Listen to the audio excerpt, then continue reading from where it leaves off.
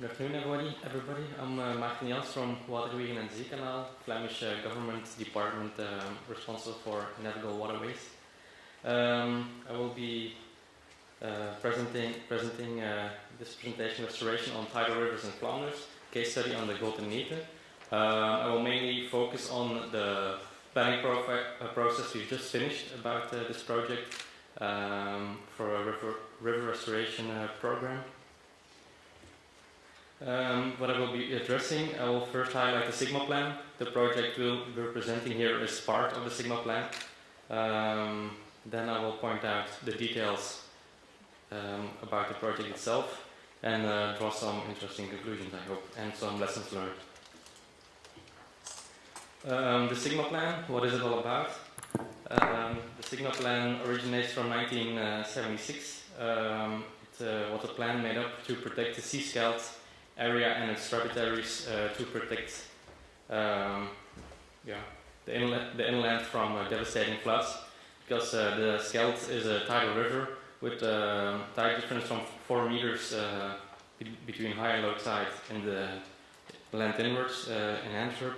So when there's storm at sea combined with spring tide, it can cause devastating floods with waves coming deeply inwards, land inwards. In 2005, the protection plan was there was an actualization done, and the actualization of the plan should be finished on the terrain in 2030.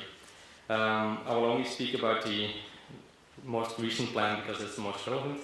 It consists of in total 500 kilometers of reinforcement and heightening of dikes and 5,000 hectares of flood control areas and nature areas.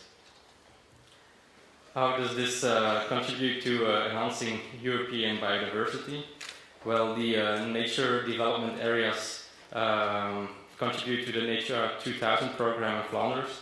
The 5,000 hectares of nature development areas from the Sigma plan are part of the 100,000 hectares of special protection areas in Flanders. And the complete system of flood control areas and nature preservation areas should make sure that the Scheldt estuary will get this stature of self-sustaining ecosystem back in the future years. The project of the Grote Nete itself consists of 850 hectares of wetlands.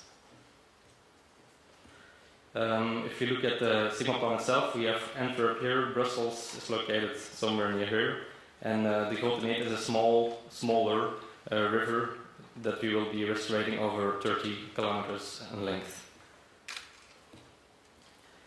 So, we start with the historical situation in the valley of the Grote Nete.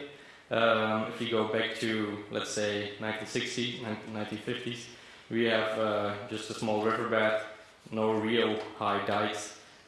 When the water level rises because of rain and tidal movement, the river can naturally flood in its natural valley.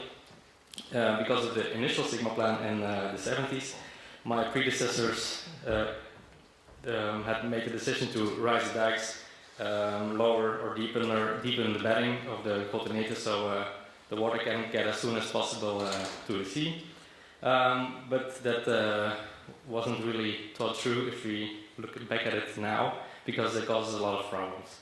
The first problem is when the water level rises on the Grote Nete, the water stays between the dikes, but the tributaries and the side rivers cannot get their water into the Grote Nete, so the tributaries flood in their natural valleys, and it's not really a solution. Also, because of not that good spatial planning in the last decades in Flanders, some new buildings are being built or have been built in the natural valley of the Grote Nete, and there are some problems with flooding for these buildings. Excuse me. The last problem is drought. Because of the deepening of the river, the level of the river, the low levels have dropped and caused a dropping of the ground level, just NIFAS for the nature development. So what are we going to do? We're going to remove on selected spots the dikes. The relation from the river with its valley will be restored, and we will heighten the lower river levels to provide a higher groundwater level, which is necessary for the wetland development. And we will construct some new land inwards protection dikes for the new buildings that were built in the natural valley. I will skip this slide because lack of time.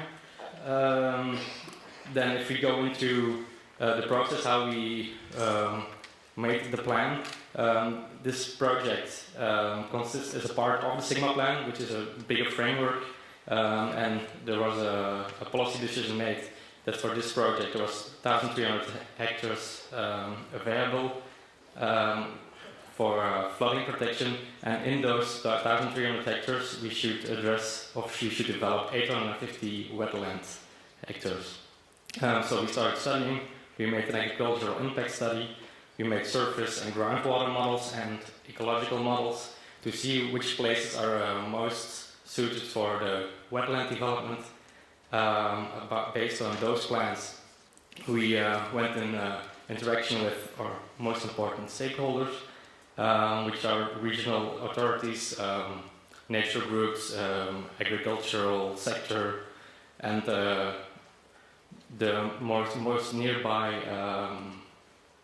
citizens. Based on that interaction, we had some adaptation of our plans to try to get some consensus about the project itself, which resulted in the definitive land use plan to roll out the project. So there's kind of a consensus, and that it was necessary to start with all the formal permitting procedures, and that's the place that we're standing now in the process of the project. Conclusions.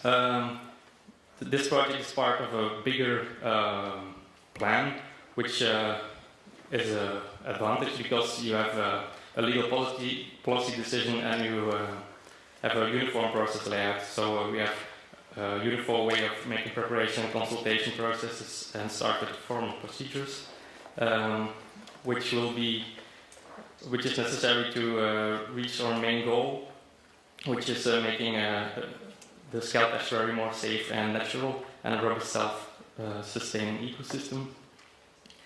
Then the lessons learned from the process that we've made. The framework of the Sigma plan is a very important added value because you can prove the bigger picture, wherefore this project is necessary.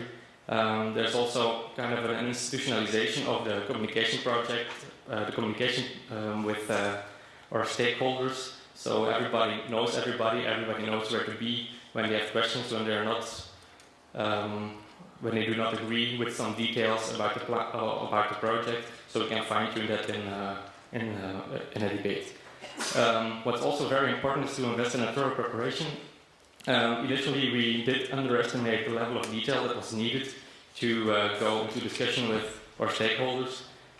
It's a quite multidisciplinary project. You have groundwater, surface water, and ecological modeling that wasn't done.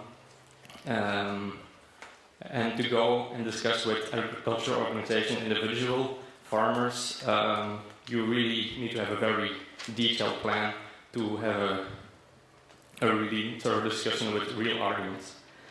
And on that way, we finally got to the result, a very conclusive project layout which is really comprehensive. And which also is very important is local involvement. You need to make sure that the regional authorities are very familiar with the plan and the necessity of the plan, and there's a really clear policy decision been made. It's also really crucial to have social support. Also, not everybody is happy with the project, but you need to have the feeling and you have to make sure that there is a general consensus. And at that base, you get the result that you have a social optimum and you can start with all the formal permit procedures without too much problems, because the NIMBY effect always is not easy in projects as this. Thank you for your attention.